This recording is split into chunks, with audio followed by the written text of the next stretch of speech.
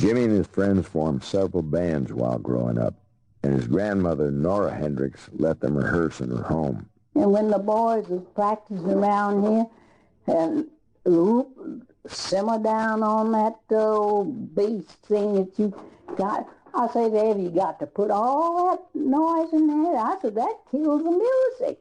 Why, there ain't no music to a whole lot of noise. And it is no sound, it's just, just like a blasted head. Well, sometimes we have to stop the boys. They get to practicing. By his teens, Jimi was working in a small dance group called the Rockin' Kings.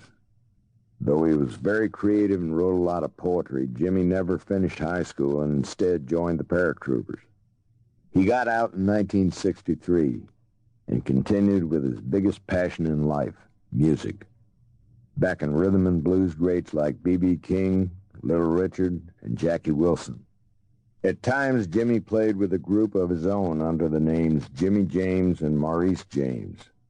That's what he was doing one night in 1966 when Chas Chandler, former bass player with the Animals, saw him in a small club in New York.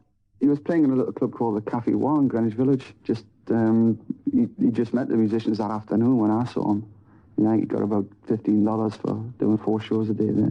I just sat there, I thought to myself, well, there's got to be a catch here somewhere because somebody must have signed him up years ago, sort of thing, I just couldn't believe that this guy was standing around and nobody was doing anything for him, Chas figured Jimi was just what the swinging London scene needed and convinced him to give it a try.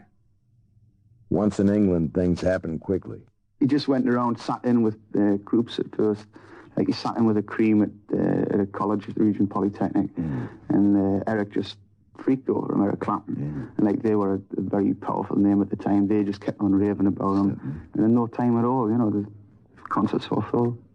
Under Chas's guidance, Jimi formed a trio, the Jimi Hendrix Experience, with Mitch Mitchell on drums and Noel Redding on bass. They started playing the inn clubs and became an underground sensation in London even before they cut a record. We got a tremendous amount of help from other people like Mick Jagger, Paul McCartney, John Lennon.